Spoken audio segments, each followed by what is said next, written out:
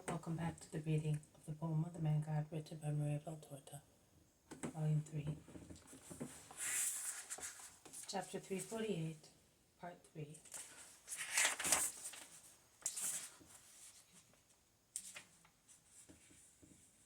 The Transfiguration and the Curing of the Epileptic. 3rd December 1945, and it is Peter again who says, while stopping halfway down, Lord, I also say what your mother said yesterday. Why do you do that to us? Why did you do that to us? And I also say, why did you tell us that? Your last words have destroyed in our hearts the joy of the glorious sight. This has been a great day of fear. First we were frightened by the great light that roused us. It was stronger than if the whole mountain had been ablaze, or the moon had descended to light up the tableland right in front of us. Then your sight, and your rising from the ground as if you were going to fly away. I was afraid that you, being disgusted with the iniquity of Israel, were going back to heaven, perhaps by order of the Most High. Then I was frightened when I saw Moses appear, as the people of his days could not look at him without a veil. So brightly the reflection of God shone on his face, and he was still a man, whereas now he is a blessed spirit inflamed with God. And Elijah, divine mercy, I thought I had come to my last moment, and all the sins of my life, since the time I was a child and used to steal fruit in the pantry, to the last one, when some days ago I gave you wrong advice, came to my mind. And trembling with fear, I repented. Then I got the impression that those two just men were fond of me, and I dared to speak. But even their love frightened me, because I do not deserve the love of such spirits. And then, the most dreadful of all fears, the voice of God, Jehovah, has spoken. He said to us, listen to him, you, and he proclaimed you, his beloved Son, in whom he is well pleased. What a fright! Jehovah to us! It was certainly your power only that kept us alive. When you touched us, and your fingers burnt like points of fire, I had the last fright. I thought that the hour had come when I was to be judged, and that the angel touched me to take my soul to the Most High.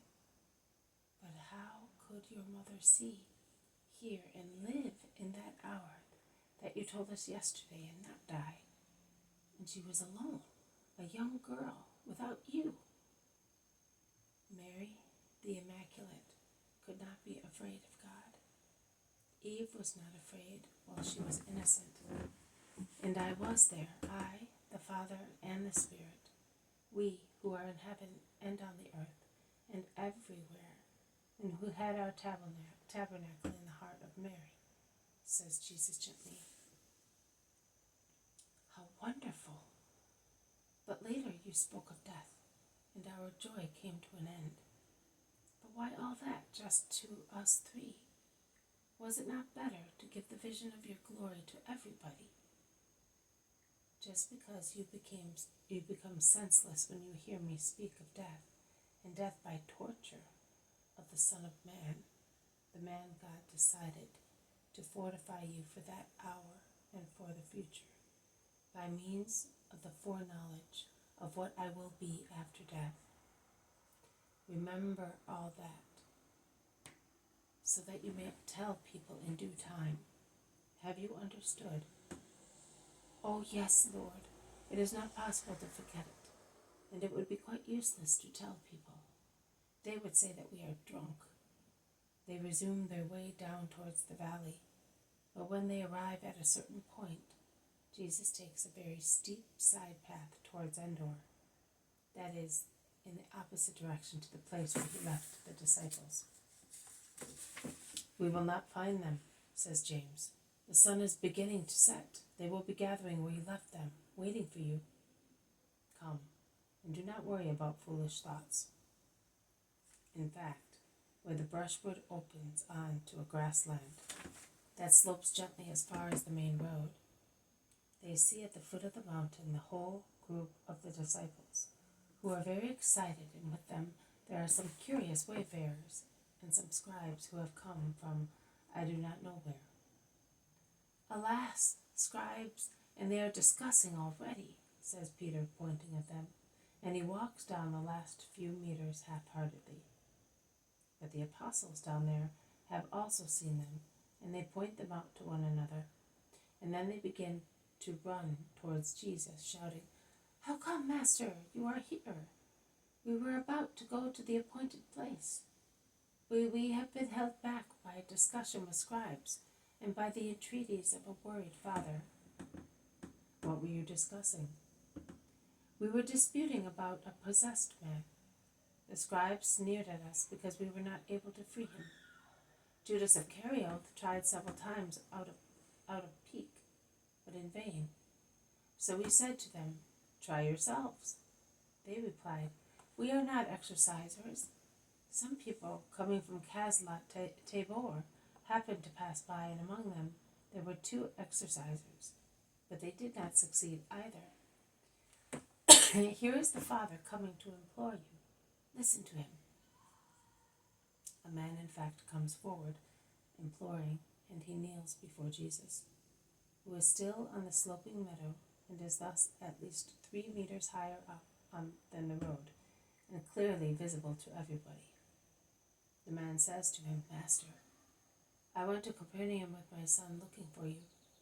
I took my unhappy son to you, that you might free him, as you expel demons and you cure all diseases.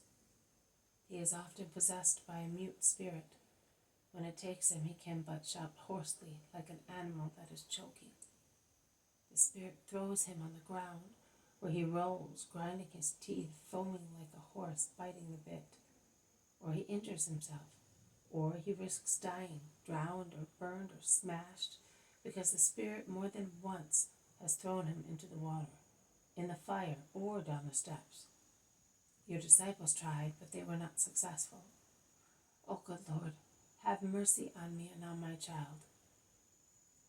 Jesus blazes with majesty while he shouts, "O wicked generation, O satanic crowd, rebel legion, incredulous and cruel people of hell.